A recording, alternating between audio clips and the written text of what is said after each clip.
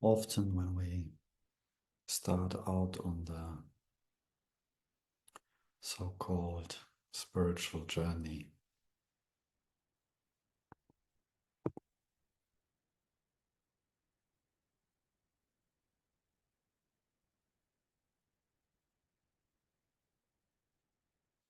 we think we don't know who we are. Can you all hear me well? Sure, sometimes if the headphones are on or if it's the computer microphone, but as long as you hear me, it's fine.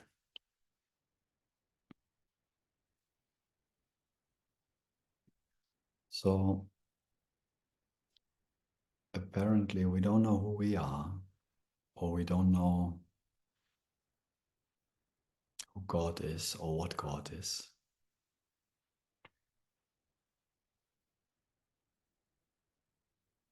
Or reality, or spirit. We're looking for something other than this miserable human life.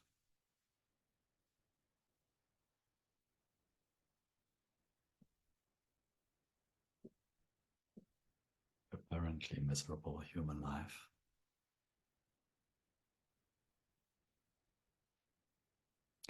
And very often at that stage we'll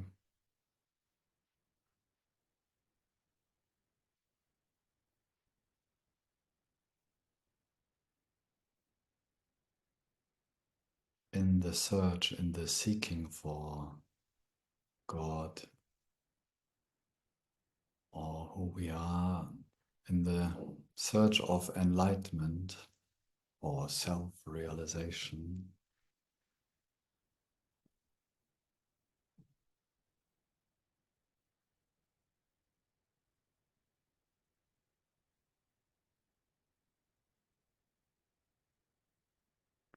often we'll look for someone or something or someone in something like a book or a YouTube.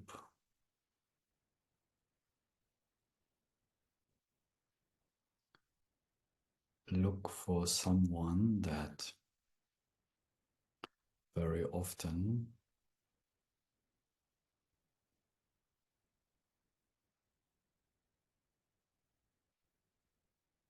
is someone who tells us that he or she knows who she or he is, or someone who is enlightened. And as he or she is enlightened and we are not, we can shop for the enlightenment from that person. Someone will add something to our miserable self that will complete us, fulfill us, make us whole. And very often this someone may even still believe herself or himself that he or she has it and you don't.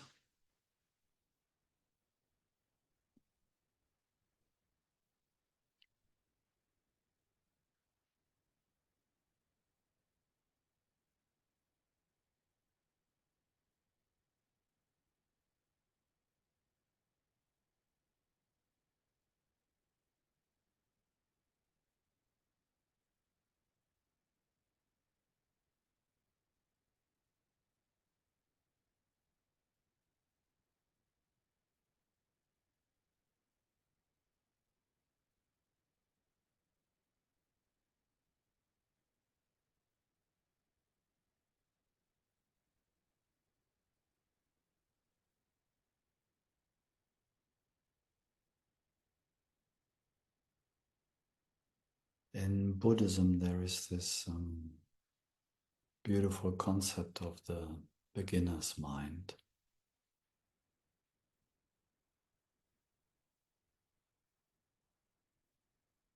Or Jesus said, you shall all become like little children again.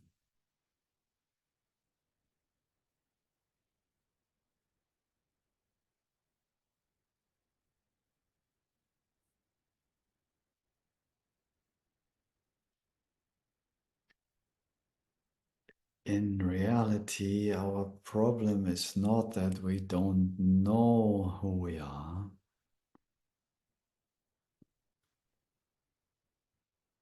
What we are. The problem is we think and feel to know who we are. We know so much about who we are, which is not who we are, that we miss who we truly are, so to speak.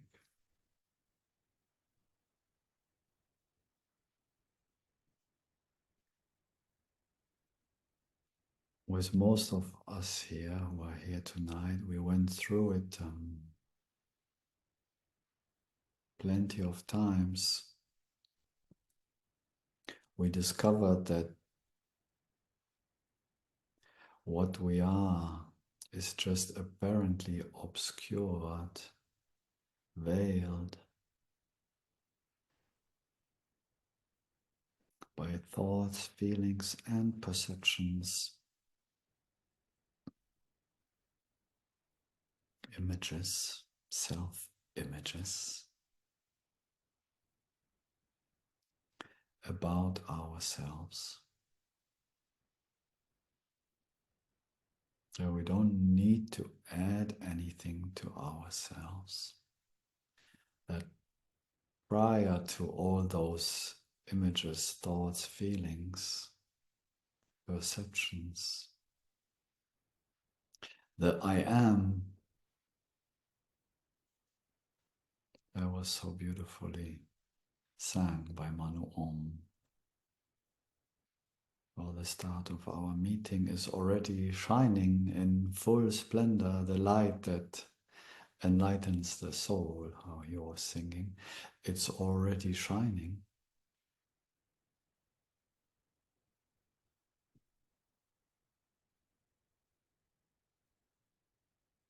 And we know that it's shining because it's our light.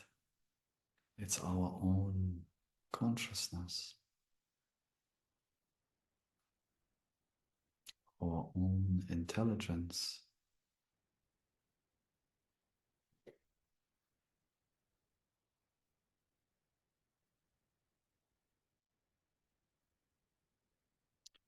We've always known who we are, what we are. We just have seemingly forgotten.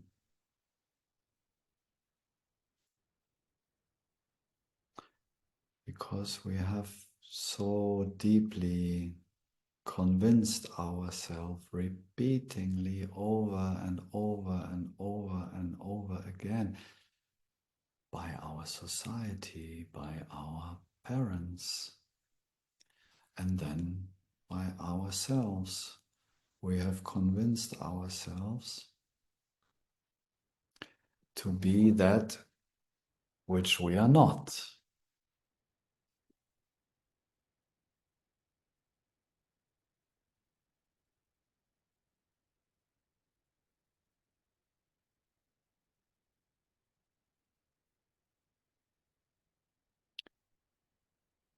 And all that which we are not, thoughts, beliefs, feelings, perceptions on behalf of a independent, separate person, independent from this light of consciousness.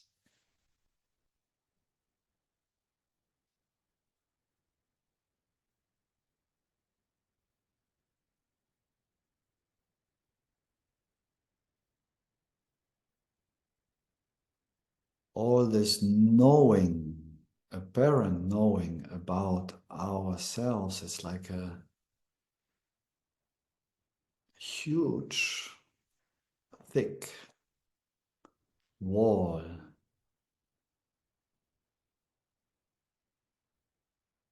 that can prevent us from actually knowingly, consciously being ourselves and feeling ourselves one with all.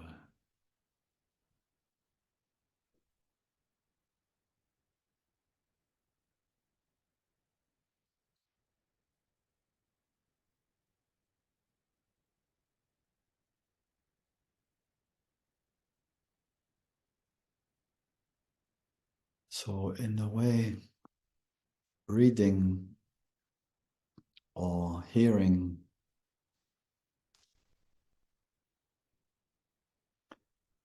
who or what we are is a very dangerous endeavor, very tricky business, satsang, because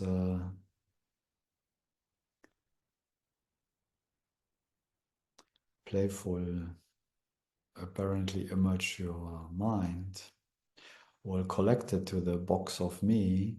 No matter what I say, it will collect it and add it. More knowledge about myself, more knowledge about reality and karma and past lives and.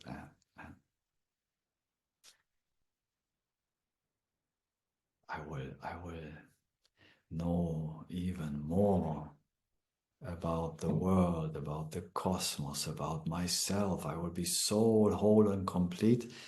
Phew, I'm going to pop off enlightenment. I'm going to be so full. Everyone will notice. Because I most likely will be wearing some special orange robes and you know the game.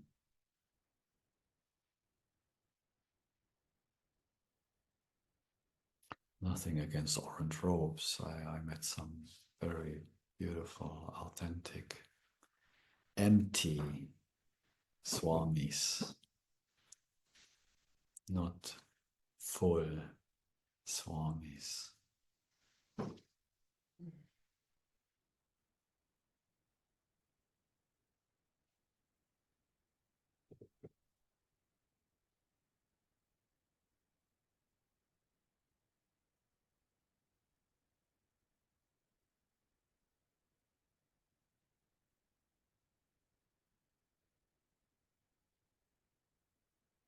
This is very important to understand and to remind ourselves, even if we do know that already.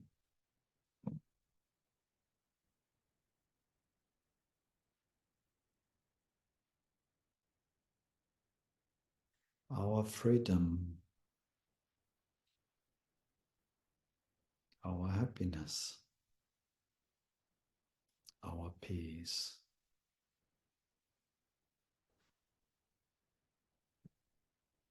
is not found by accumulating any knowledge or adding any experience.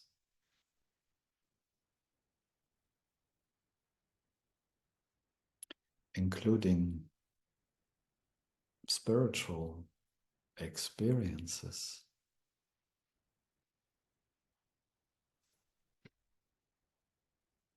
They are marvelous experiences.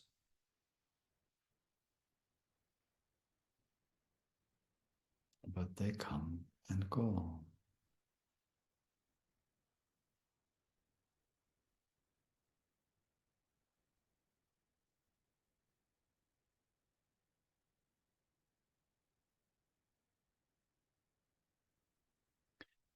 This idea of the beginner's mind, of the mind like a little child, or sometimes we call it here unconditioned mind.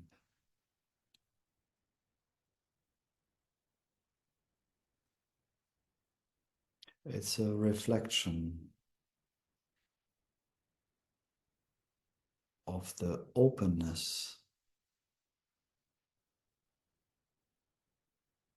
the playful curiosity of our true nature.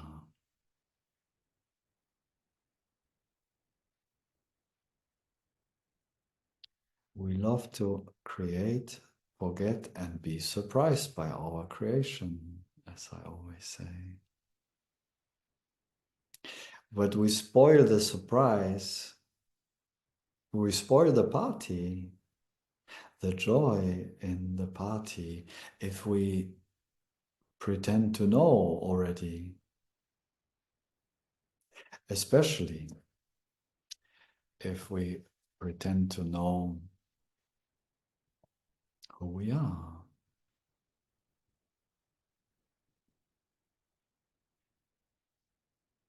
Pretend to know who we are in the realm of phenomena, of thought, of concepts, or of feelings.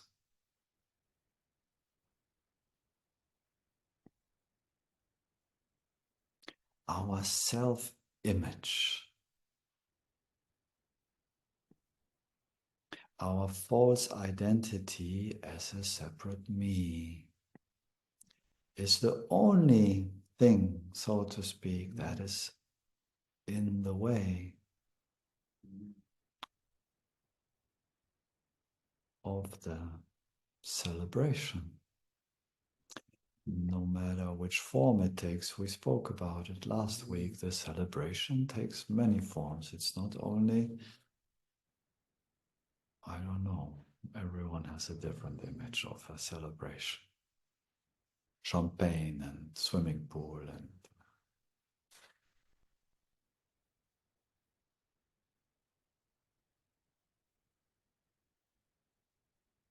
this self-image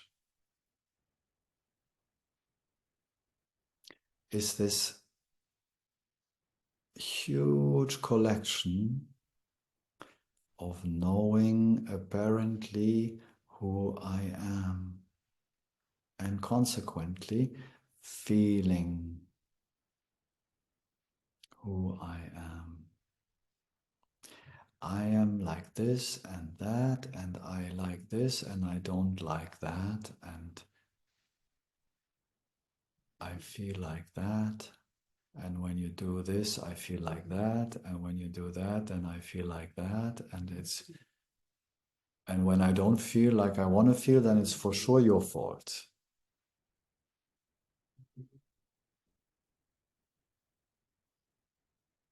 That's the common sense of the self-image. And when you deny my self-image, or if you question what I know who I am and who I feel I am, if you question that, I'm going to get very angry. Maybe not openly, maybe secretly, but I will for sure contract inside. No, how dare you? I know best who I am. Who else could know who I am? I know best how I feel, what I need.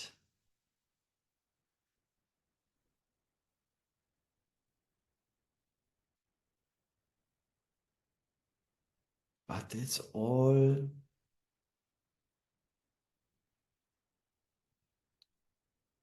if not questioned,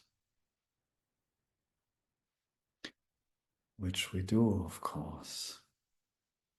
We just are this huge memory bank of conditioned knowledge. Plus, of course, all the knowledge of the world. But let's forget that for now. Let's just this who I am knowledge.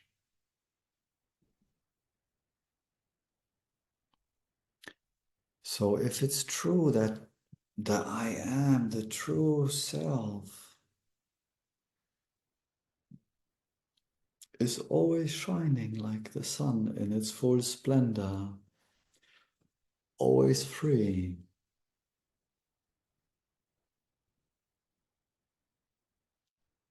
And if it's true that it can never be veiled absolutely, never be obscured absolutely, as we have said so many times, discovered so many times, if the sun always keeps shining independent of the weather,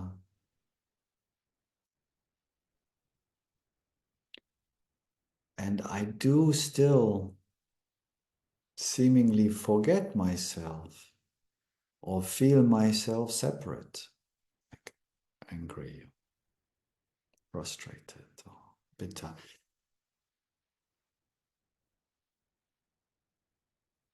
there must be something in the way of the sun. It's not real, as we say, it's just an image, but we made it real over this lifetime, or God knows how many we made it. Every time when I know who I am on the level of concepts or on the level of feeling, we make this self-image, this sometimes called ego, myself. The only thing that is in the way is my own belief and feeling about something that I am not. It's hilarious, really.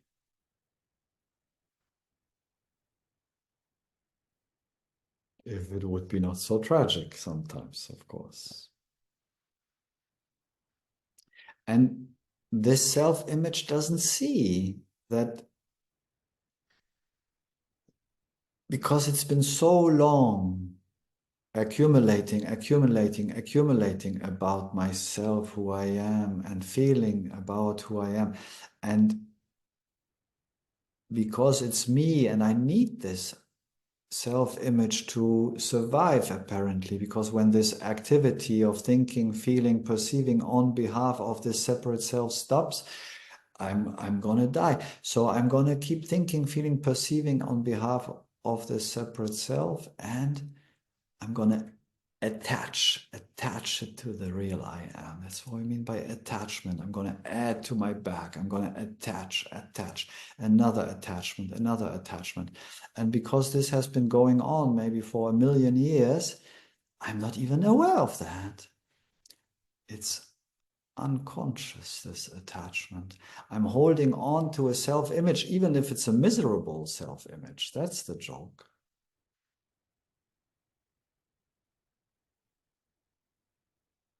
I hold on to it because I've been always holding on to it.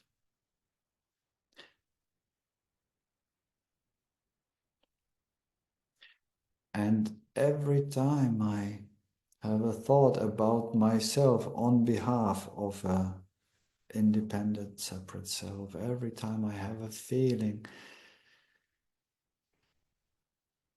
on behalf of a separate self, like you did this to me, and because of you, I am feeling like I'm feeling now, and now I'm miserable because of you, not because I am attached to my feeling. I'm feeling miserable because you did said or didn't say, do something.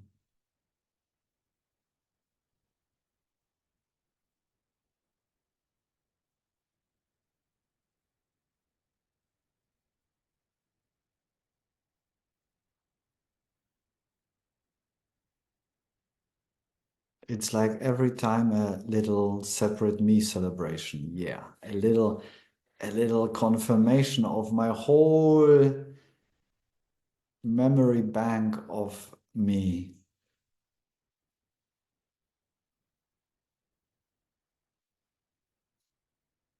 I mean, non-duality is so simple. I am that, we are all that, and chapter closed. Let's go home and be happy forever after, isn't it?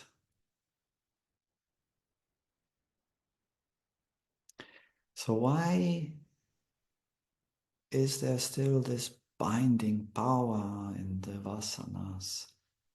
It is this very, very long attachment, very often, so to speak, unconscious, in the sense of I'm not consciously aware of my attachment to the me. And especially when it's about my self-image, it's so close to me that we don't notice. It's like so real. When I have a thought about myself, it's so real when I have a feeling that it's me. So how do we conquer this huge load of attachment to this clown?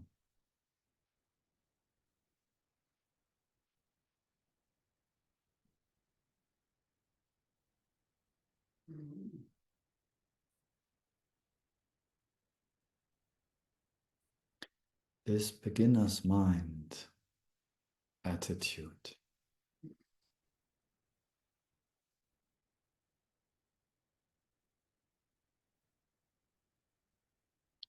This openness towards my own thinking, towards my own feeling, towards even my own perception. Because even my perception gets clouded when I'm miserable.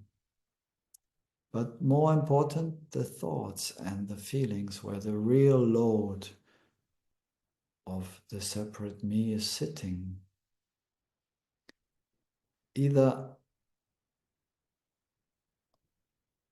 I have a teacher, I have a good mentor to help me to question my thoughts and feelings. Or, and ideally, because the real teacher is always consciousness, I find that understanding and this openness in me that I can never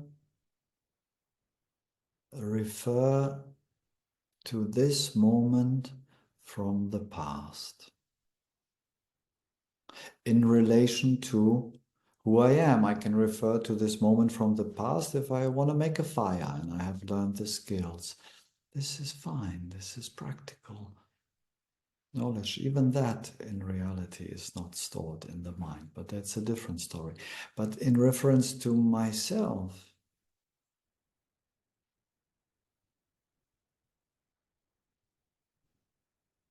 I need this beginner's mind, this childlike mind, this transparent mind. In other words, I need to get comfortable with not knowing.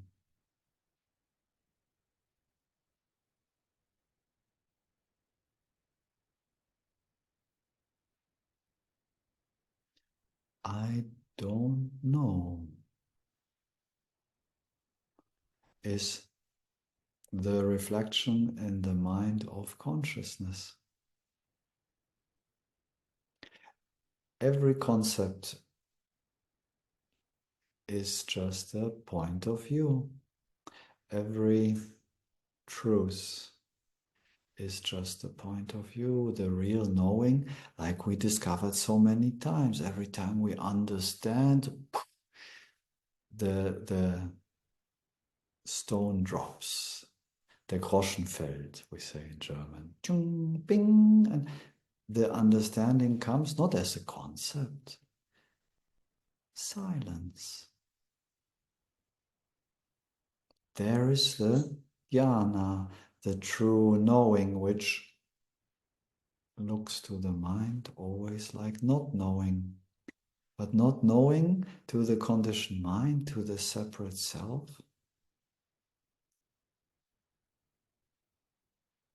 is the scariest thing. all my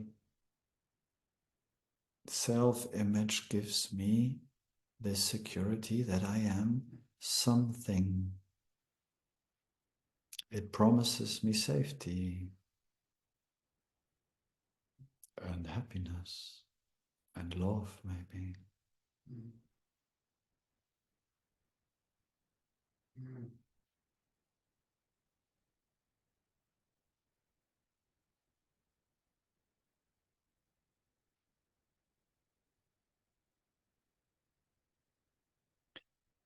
There are some people, like politicians,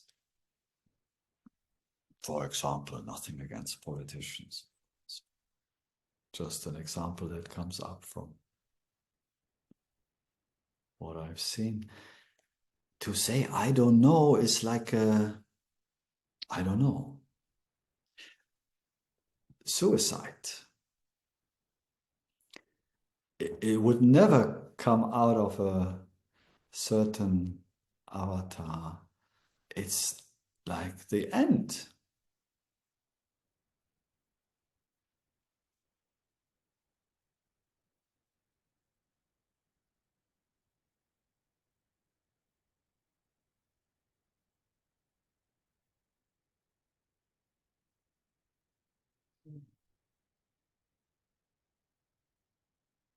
So in satsang or spirituality, and we live in a kind of spiritual time. It's been around for a while and it's all available freely, all these amazing traditions, all these amazing teachings. We could collect and collect and add and add and add to our self-image forever.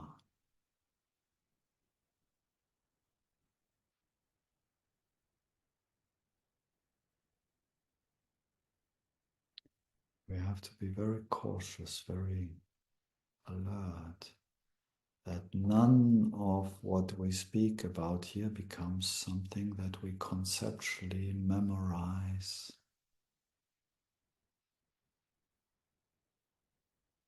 We always have to remember that understanding is not in the words, in the concept.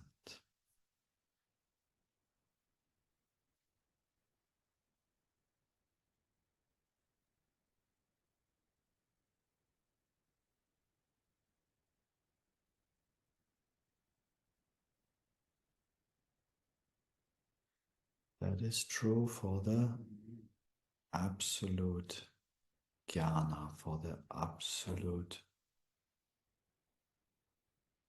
understanding and experience of ourselves, which is always in silence.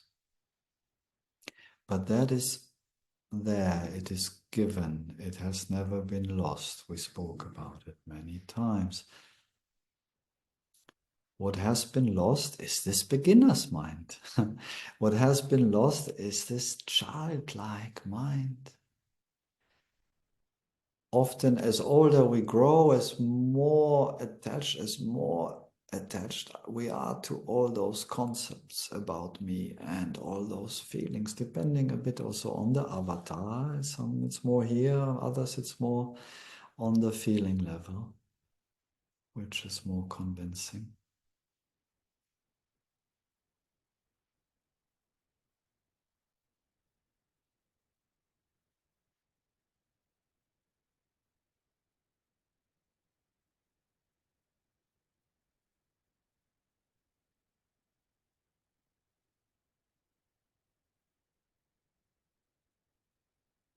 So the remedy, so to speak,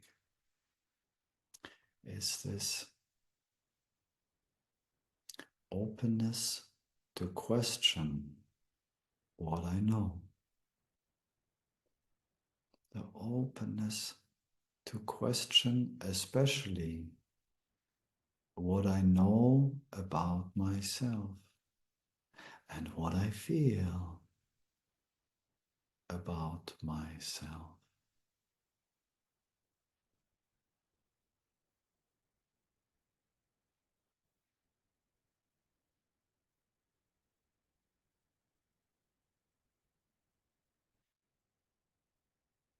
Is this true? Is a great question. When I'm feeling a bit maybe tight, someone pushed a button or something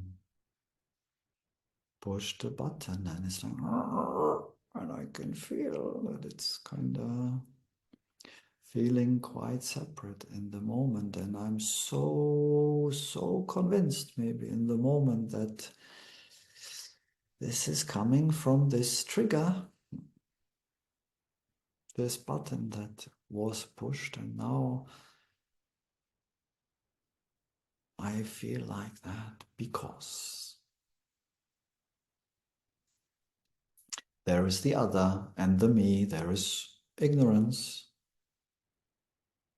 Do I have the openness? There is an old word for it which is not so popular anymore, but we are family, so I can mention it maybe. It's called humility. It used to be very popular in spiritual teachings. This humility to question what I think and what I feel about this situation, about myself, about the other, about the world, about whatever adds to my self-image.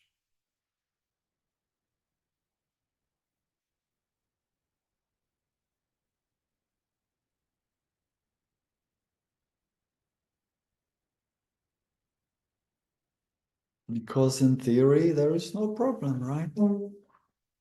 I am what I am and everything is perfectly fine. But somehow there are thoughts and feelings who can convince me otherwise. And because it's so tricky and I don't often recognize when it's happened because it's so close to me, I need this humility, I need this openness, I need this okayness of not knowing in the mind. This sweet spot where the soul meets pure consciousness.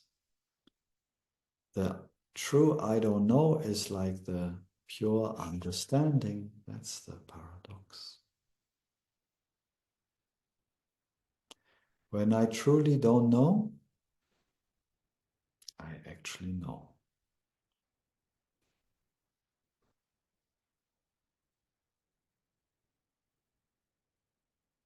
If I truly have not a conceptual belief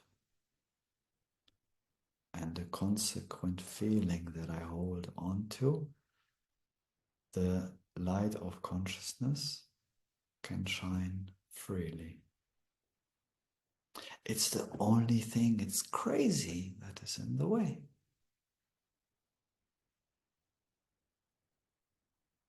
And it even isn't. But we make it real.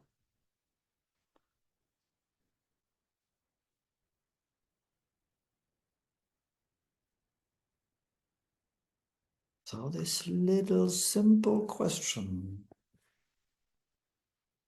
and it's much more often, much more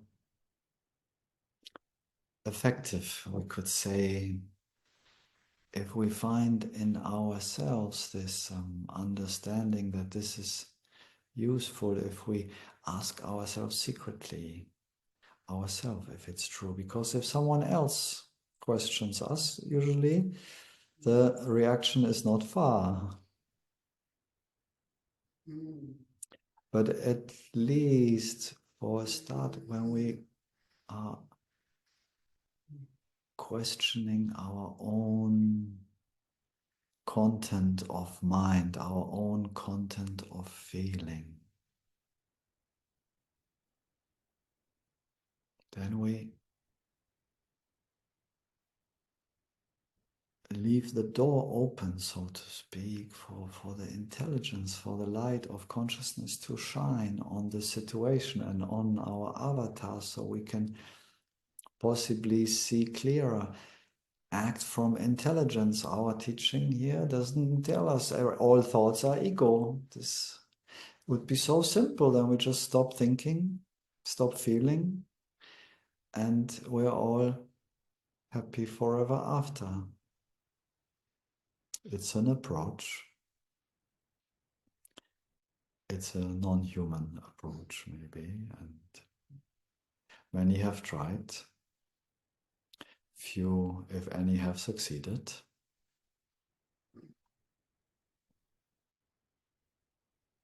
So, if we don't fall for the belief that thought and feeling and being human essentially is ego, which we know it isn't,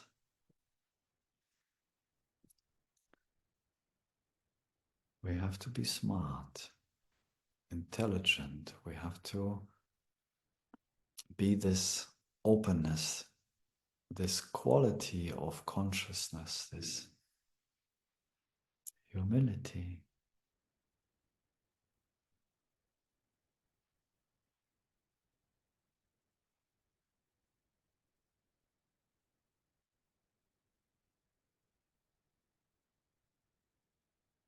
And one thing that can help us with it is what I'm saying over and over again, maybe a reminder to myself, that nothing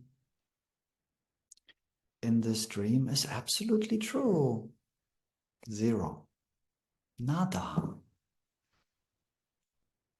There is no point of believing I got it. I got the absolute truth, and now I can,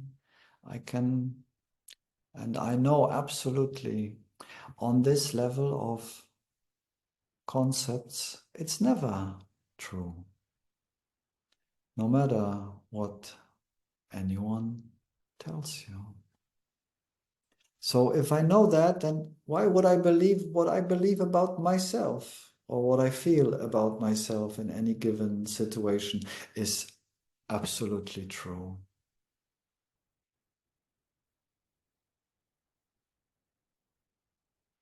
It doesn't make sense to put myself into that position.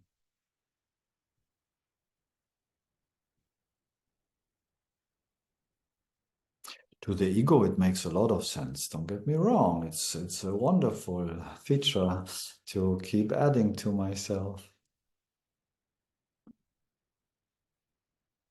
to give myself security, to give myself safety, maybe status, or essentially self-imageness, whatever it is that adds to it.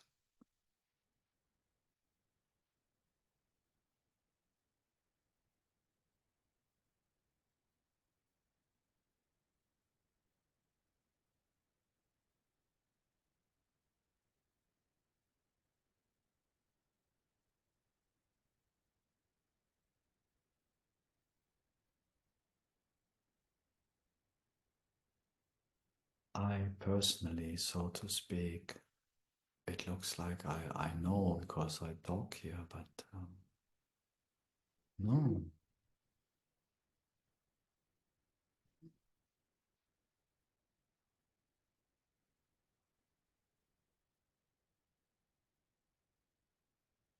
At least I'm doing my best to stay open to question what's coming out of my mouth.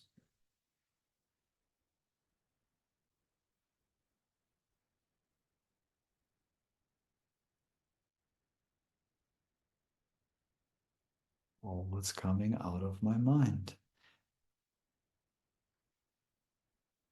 I've seen just too many in this game that have come to a point where everything was absolutely true, what they thought and felt, or taught maybe. I wish not to fall into that category, and you're all welcome to question me also. I actually appreciate that.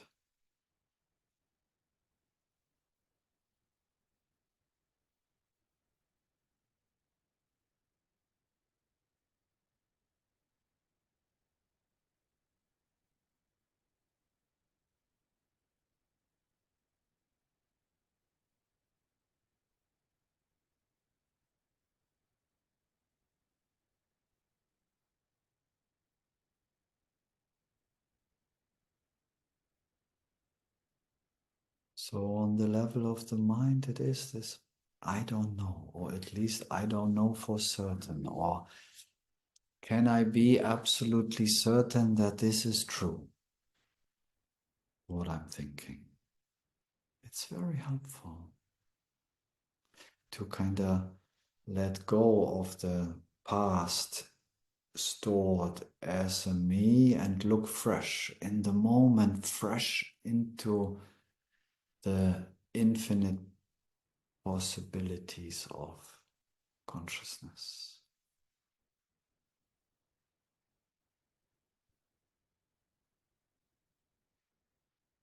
Does that thought, this belief, this conviction, this conclusion also very often, it is like this because of that, or it happened because of that, and now it's happening because of that. All these, I've been very much in this conclusion game. I noticed at some point and got a bit embarrassed about myself after I apparently should have known better. And I saw eventually like, wow, you're still putting all these conclusions about everything. It's like, this happened because, retrospective, right? We're very smart. It's like, this happened. And now I know why this happened. And if this wouldn't have happened, I wouldn't be, and la la la. And I make this whole package again. And I actually don't, I have no idea.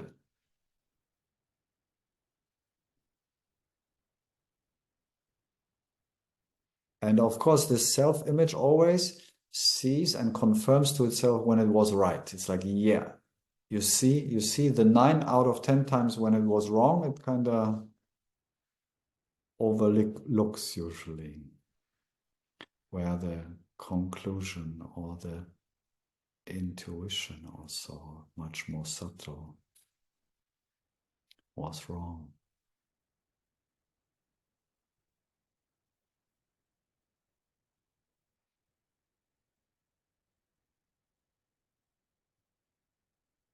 So all of those concepts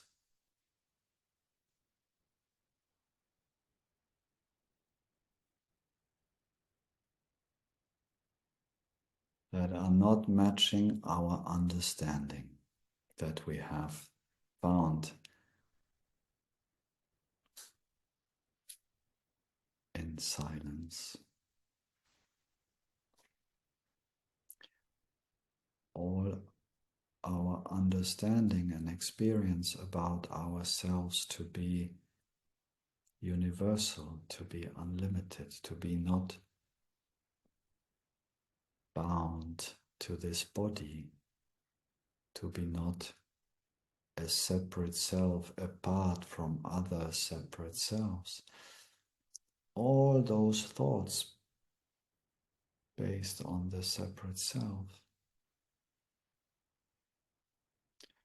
which will come up for a long time usually still. It's such a strong momentum, millions of years, and I'm still part also of society. They're floating around like pollen in spring. They're everywhere. These separate self-thoughts, they're just, you can't kind of escape them. They're everywhere when you're transparent. They're all around you. So they will be there anyways to some degree. So we need this intelligence, this openness to see. It's like, oh, wait a minute.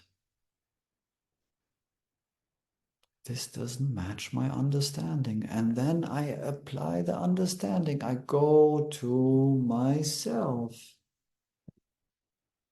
not to the thought about myself. I come back to the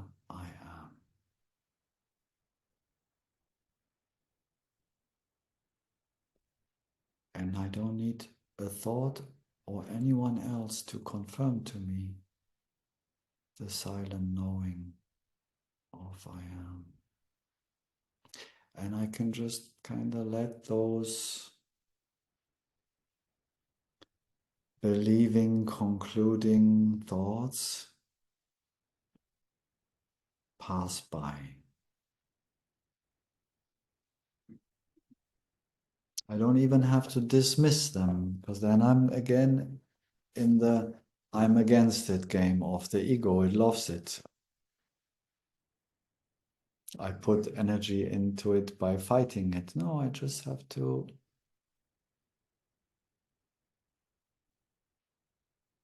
have the right attitude towards my mind through understanding, and with this right attitude, I will be not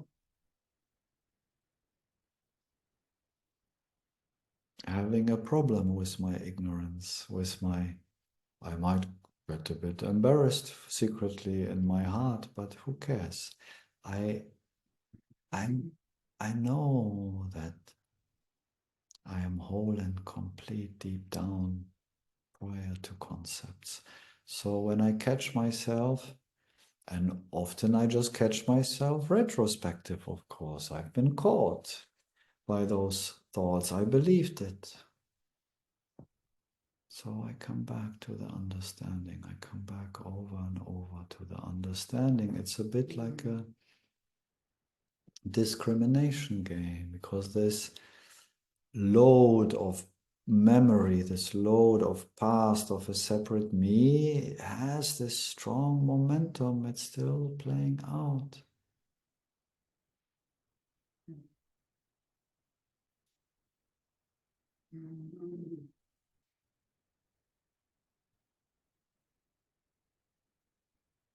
But we have to understand that it's our own game of consciousness. It's our own freedom, this openness, this humility. It's our own choice. Deep, deep down in our hearts, we know it's our own choice to choose freedom in every moment, to choose the understanding in every moment. And very often, that choice might look like practically that we are open to see that part in me that chooses to hold on to the attachment of a separate me, that chooses to hold on to the self-image. I'm choosing all the time. If I'm choosing out of habit or out of freedom is a different story.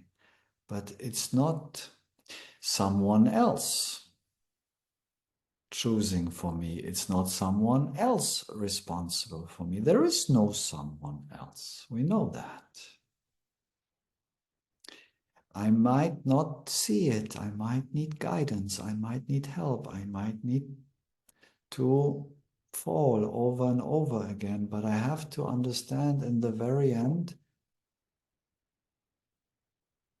if I'm still suffering, that's what we're talking about essentially, then I am still holding on somewhere secretly to this illusory separate me.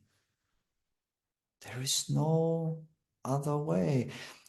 So if I have this humility, this humbleness with myself, and I see, oh, actually I might be still suffering here. So there must be something holding on to an image of the past, of a separate me. This very openness, this very attitude, it might not commit at the core of my consciousness. It might not commit its attachment.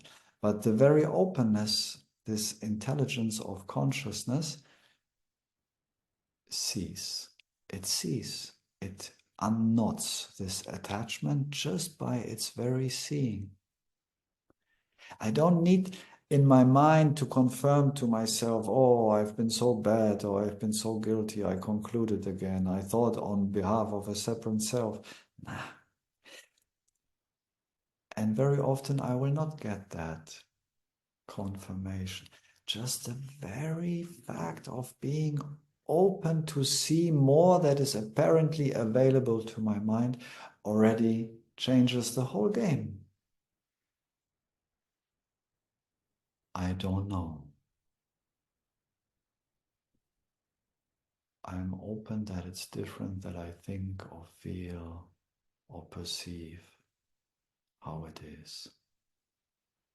This very not knowing is already, the door is wide open for consciousness to shine on my avatar and bring light, bring understanding, bring healing to the attachments.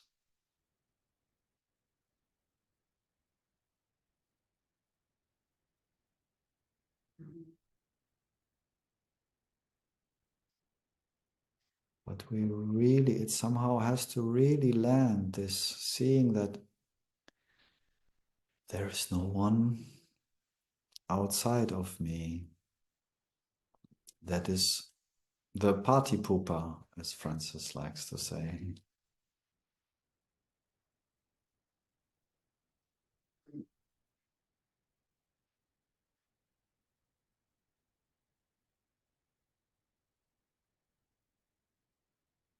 This understanding will look, allow me also to look, as we spoke last week, impersonally at my own self-image, because it's just this game.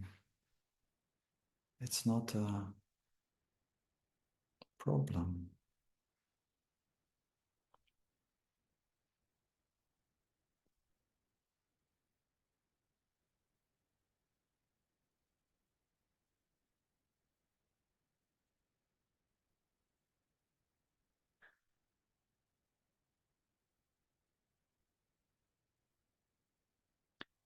And it may be a bit uncomfortable to give oneself to this not knowing, to question ourselves, to be open, that it could be totally different than we think it is.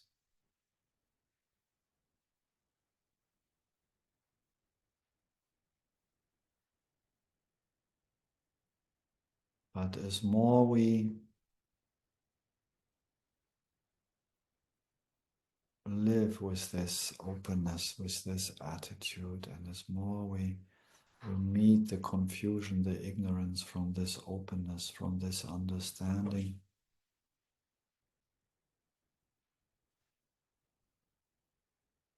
as more we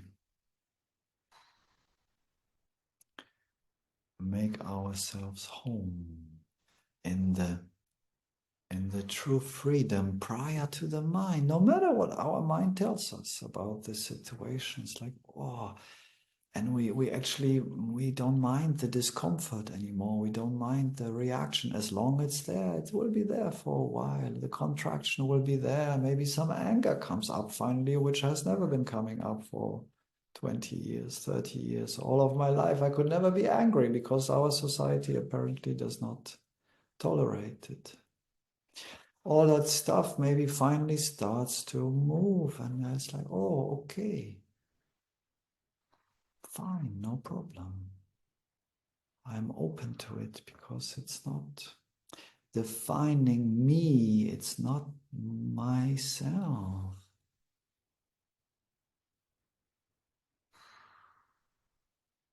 This humility brings kind of compassion with myself, with all of this stored stuff.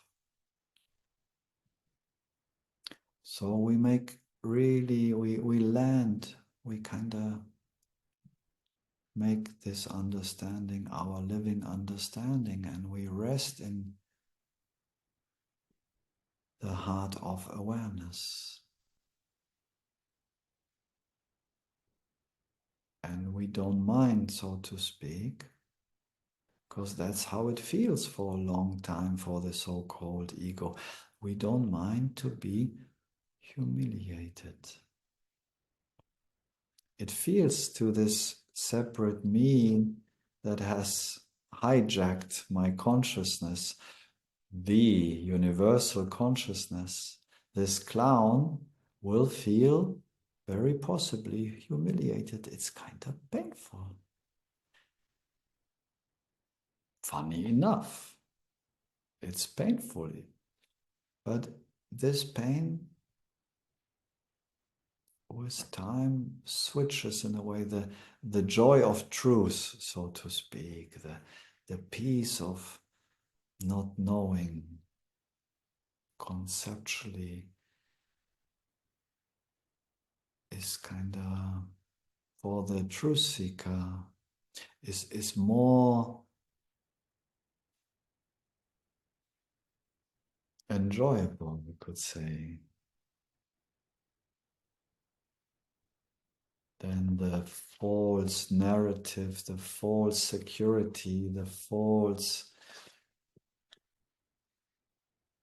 reassuring of myself as this and that.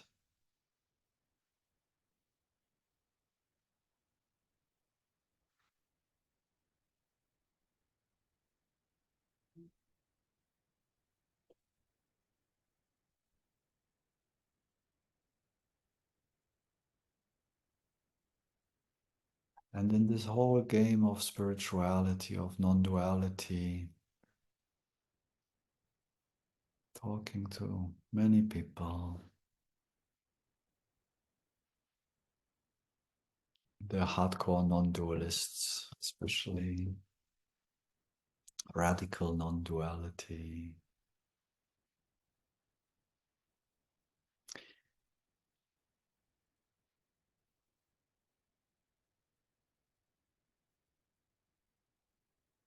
I feel often this humility, this openness is what is missing, because nothing is in the way. So this non-dual understanding apparently is there. I know I'm pure consciousness, or I am, or whatever I call it. But somehow this knowledge often gets even more in the way. And we can feel that if we meet someone that is really living the understanding, or if it's just another bag of concepts on top of the old me.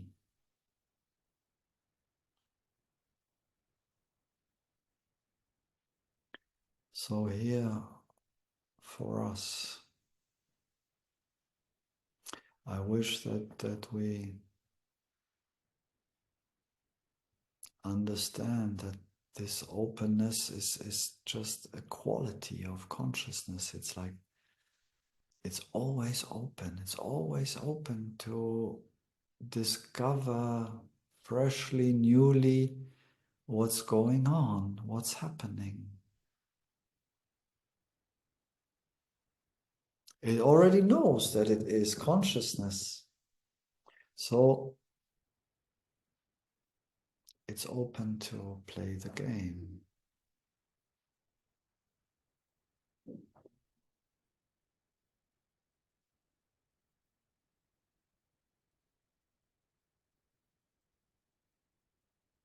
I blur it, I heard. Let me come closer. Hello, camera.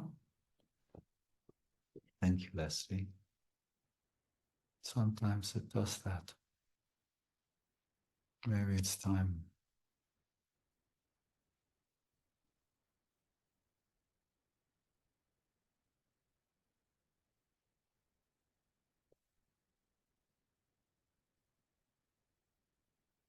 In other words, I just seen it so many times that our own new gained spiritual, non-dual, whatever knowledge Or the old, of course, knowledge of the separate me is never questioned. It's kinda a given.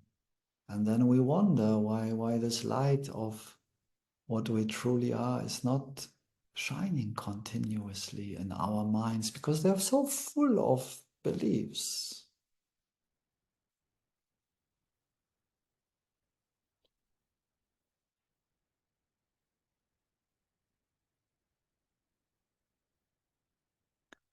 And very briefly, maybe to add this I don't know in the mind.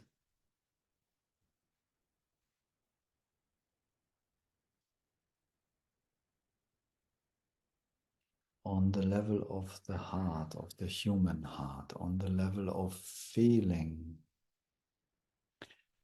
This is a discovery from the personal one as one meetings, especially in the last months.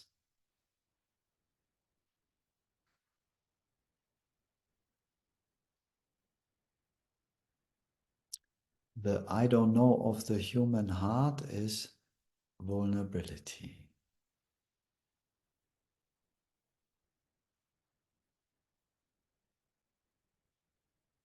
The I don't know of the mind is this I dare to stay open.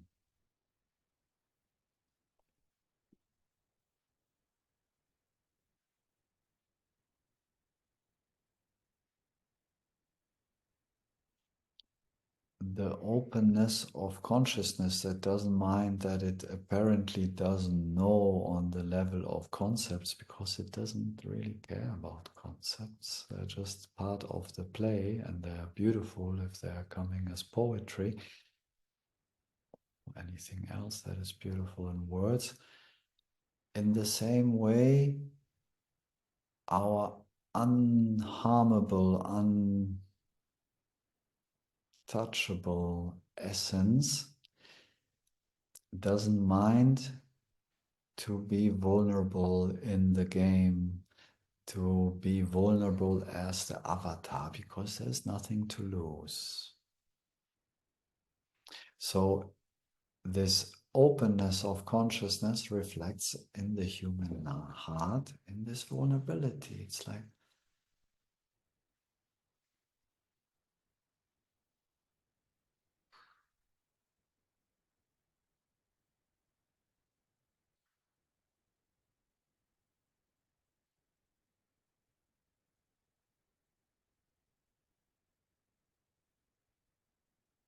it's a bit more tricky to speak about it on the level of the heart because it's even more convincing.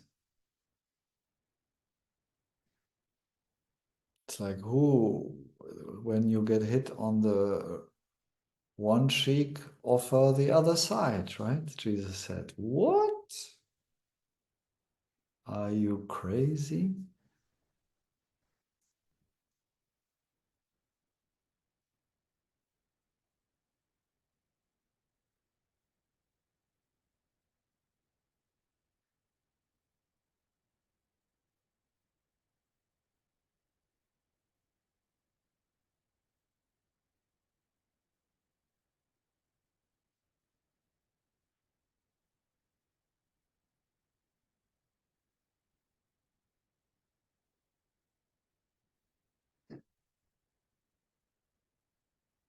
Why would Jesus say such a crazy thing?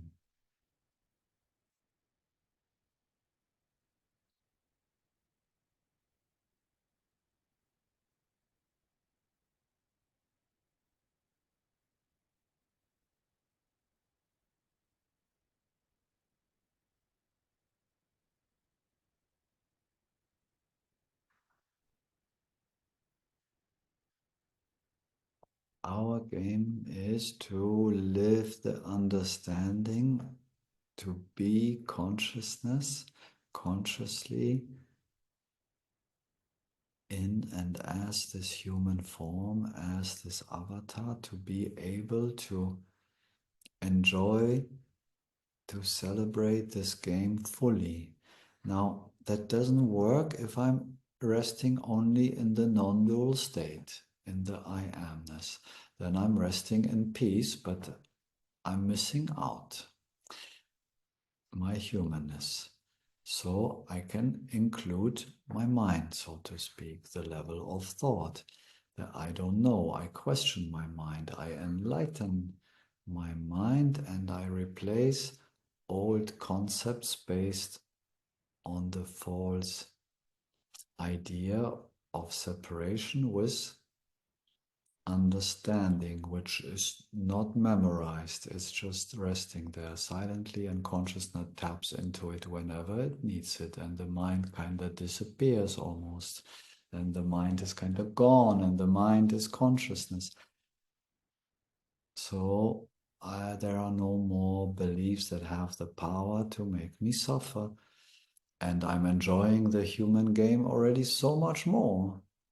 But then, as we discovered many times, there is the level of feeling also, even more sticky, all these pockets of separation in our bodies on the level of feeling. So, if we want to live fully this understanding, celebrate it fully, we need to include also our human heart, so to speak. We have to dare to let the light of consciousness, of understanding, penetrate the level of feeling. This only works when the heart is open. When we close it and protect it, we protect the idea, the self-image, the felt self-image of a separate me. If we dare to be vulnerable, to stay open, even it may hurt on the level of feeling, because the stored painful feelings will emerge. The peace and contentment of consciousness will transmute, heal those feelings, those separate feelings that have the power to make me still feel like I'm a separate person.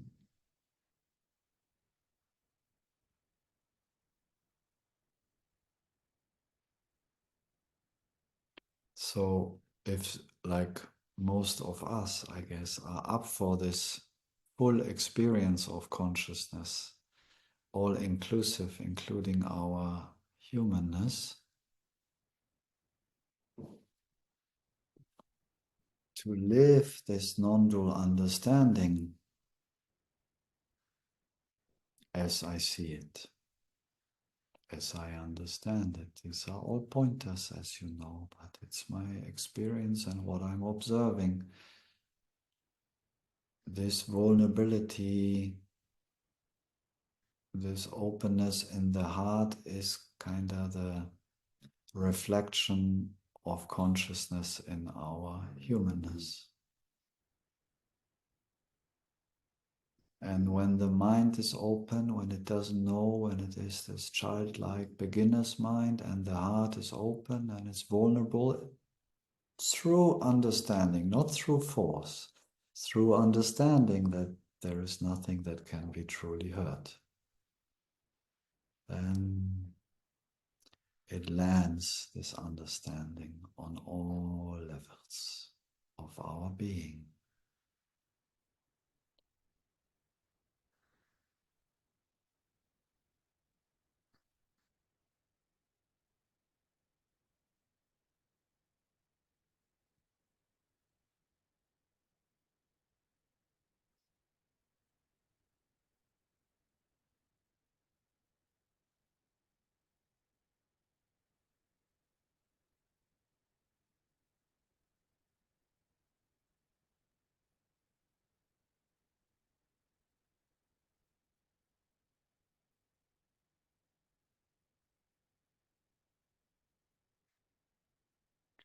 And with the experiential understanding, we can enjoy our freedom, our peace, our happiness here and now. There is no delay, so to speak. It's already here. And paradoxically, because the dream, the body, the mind is made out of time, so to speak, with time.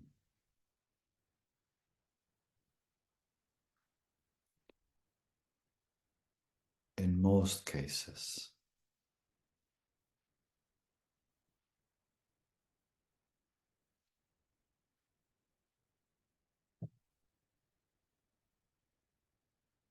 By applying the understanding, by, as we said today, questioning our false beliefs, our feelings based on a separate me, in this openness, in this understanding, in this not knowing, our thoughts, our feelings, and even our bodies align with this understanding, and we come closer to this. Even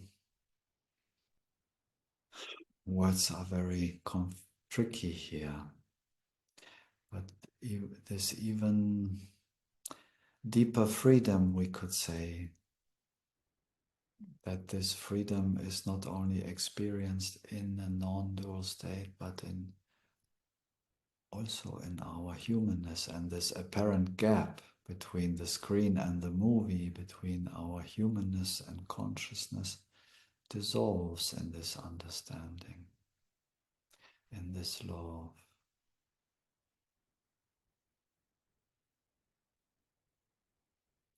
And then we'll see a true, it's rare, I know these days, we have to read the Gita or something to come across it.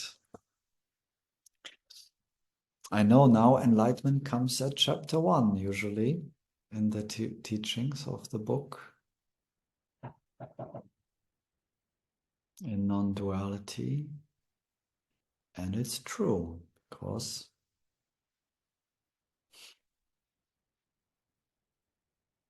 it's here.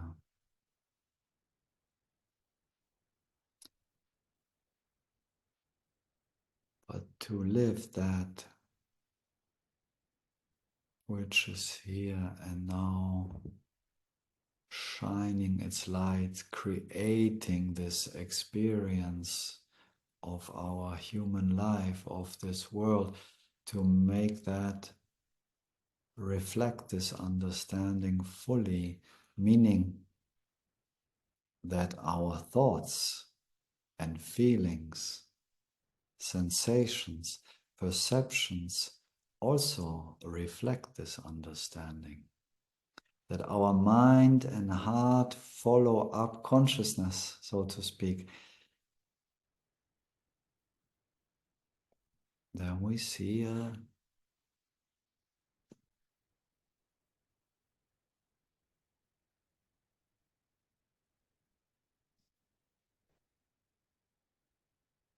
liberated soul, Jivan Mukta, or whatever we want to call it.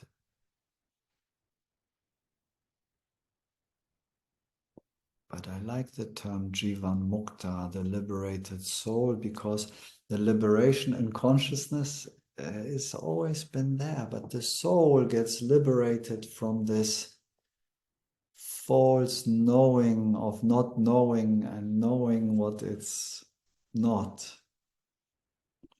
It gets liberated from this false knowledge about itself, and the true jnana can shine freely, and it will shine freely through this human being. It will shine through the eyes, through the body, through the words, the feelings, will represent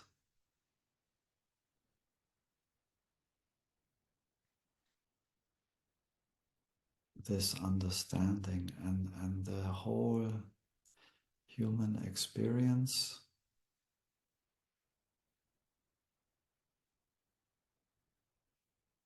might still have its challenges, as we spoke about last week, but it will be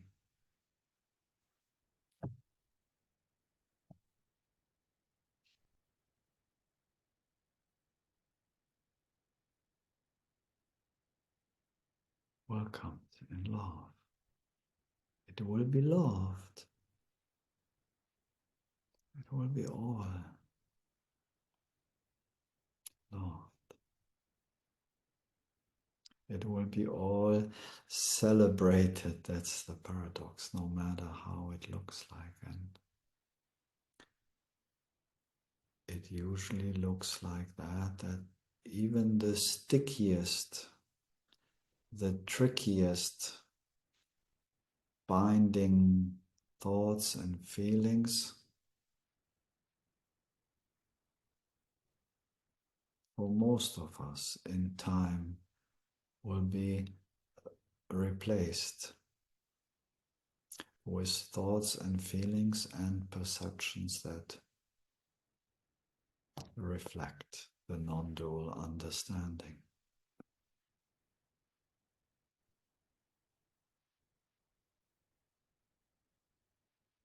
Which is kind of a bit old-fashioned, maybe, idea of enlightenment or definition of enlightenment, which is very much in line with the Gita, for example. There's a whole chapter about the liberated soul, or whatever it's called there. How does it look? Because it doesn't look anything in consciousness. It's silence. It's formless. Can be only measured in form. So there is this whole chapter, and in a nutshell, it's just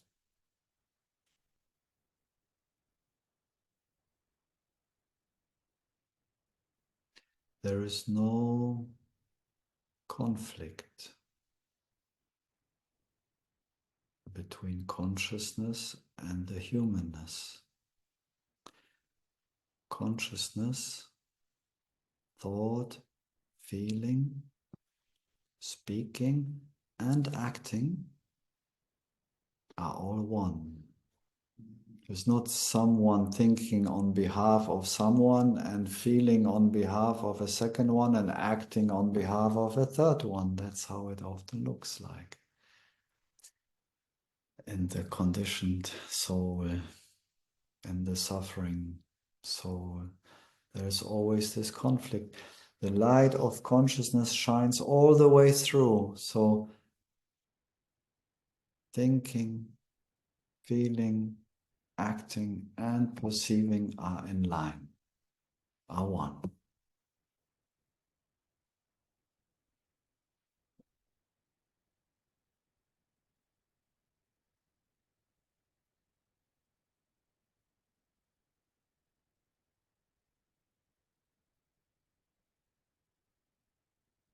There is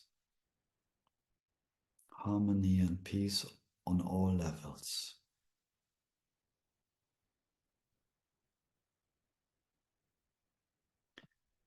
I kind of like this old-fashioned idea of enlightenment.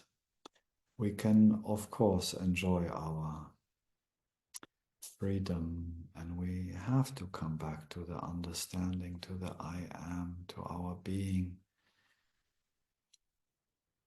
and make ourselves home there.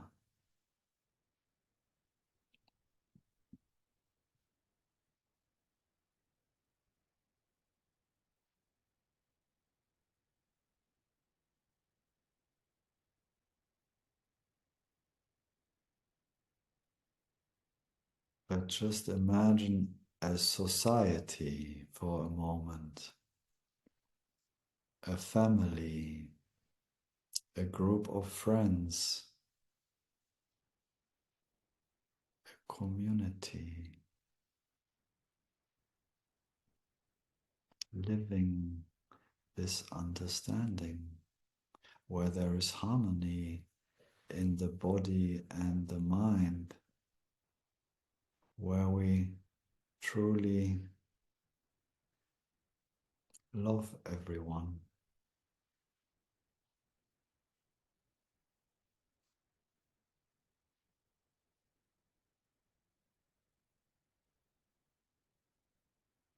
Where there is no conflict with ourselves and others. Yes, challenges will come, but at least not conflict based on ignorance, based on the false belief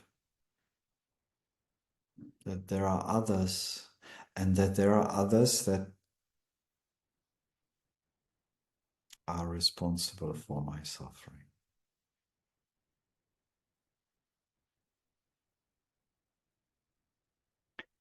It's maybe too far-fetched, but I can't get out of this romantic vision in my heart. You know me, friends. I know it's possible. And I'm not speaking about utopia, you know it.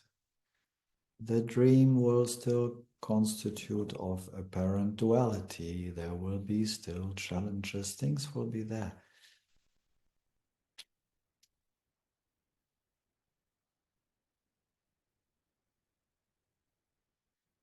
But life lived from this experiential understanding with ourselves and our loved ones, our friends, can look very different. And I'm shocked almost sometimes going to Tiruvannamalai or so, and this old fashioned maybe that this is all kind of out of the books now, out of the satsangs. It's like humility? What?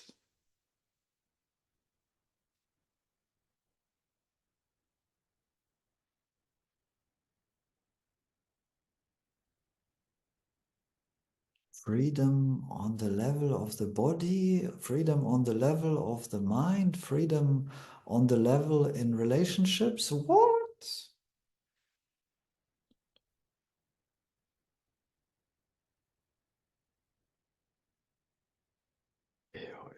It doesn't matter.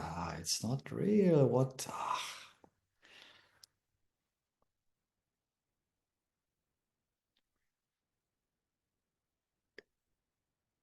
Why would we give our human experience so cheap away?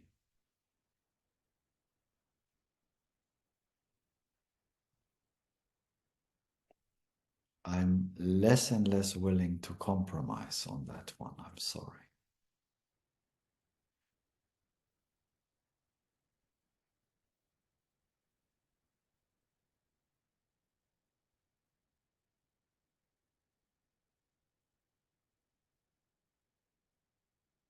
It's like we're getting the greatest gift and we're throwing it away. Just because apparently we are so far away now in this Kali Yuga, in this time of darkness, or at the peak of it, or maybe already beyond the peak of it, hopefully. And we live in a bit of a time of where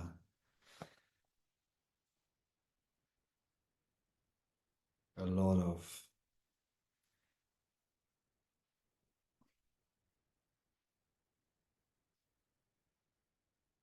ignorance is so normalized, so to speak.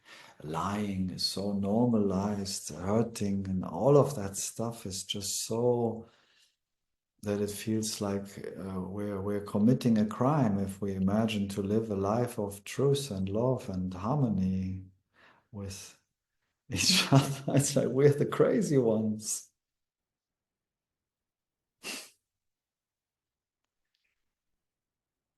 Well, I confess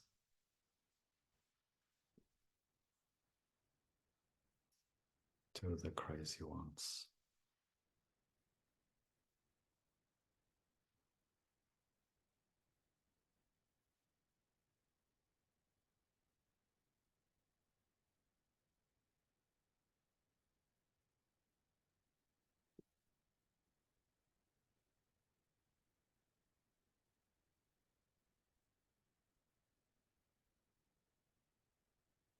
Let's see it clearly what it is. The refusal to question my humanness, to question my mind, to be open fully on the level of the heart to my feelings is just another trick of the ego. I can't help it. It's just another trick to get away from it all, to avoid everything which is not pleasant. Just shifted the seeking of eternal pleasure to the level of spirituality or spiritual materialism. Like, how do I get my well being only on the one side of the equation? On the side of consciousness, on the side of humanness, it's all whatever.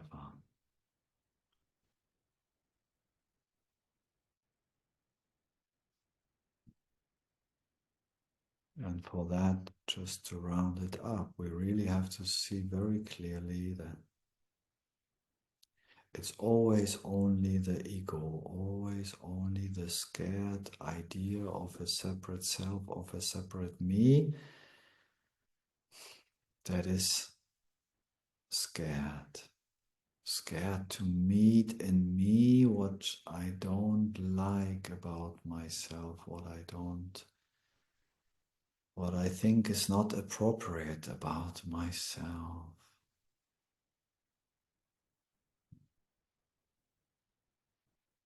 What I've been hiding very often from myself.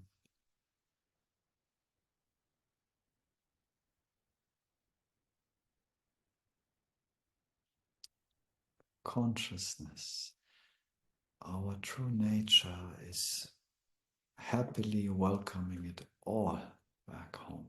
All of it. No blame, no shame, no guilt. It's just this openness to see what is here. And this very openness, this attitude, this understanding to see what is here, to question what is here,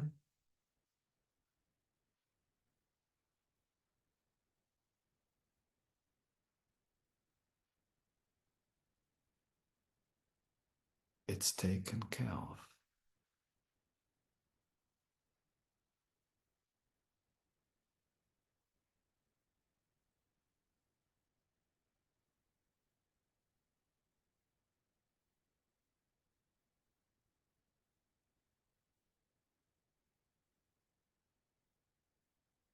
It's forgiven.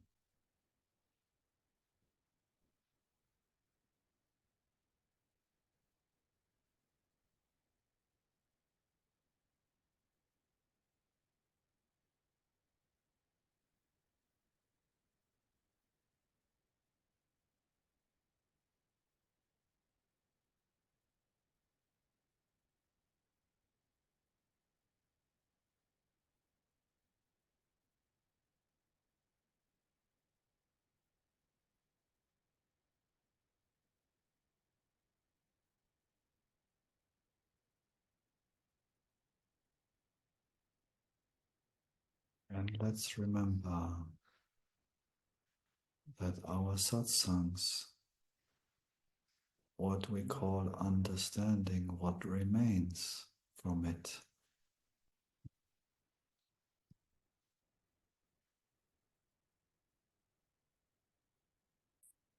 is not a concept.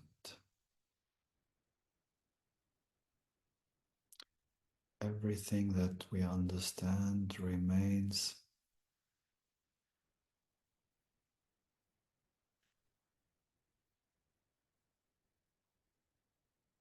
silently in our hearts of awareness.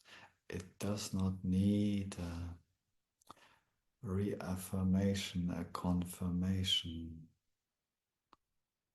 on the level of concepts.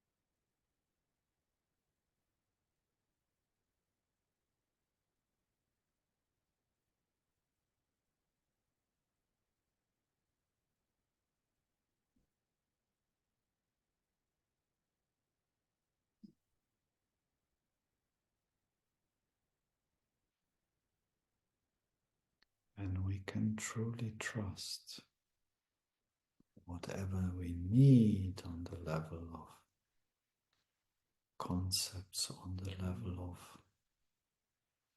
human expression,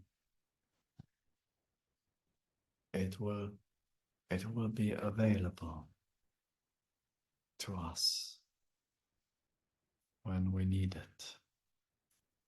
All the accumulated past that constitutes this self-image, we can let it go. Being nobody, being transparent, being empty allows for the fullness, the freshness, the joy, the celebration of life.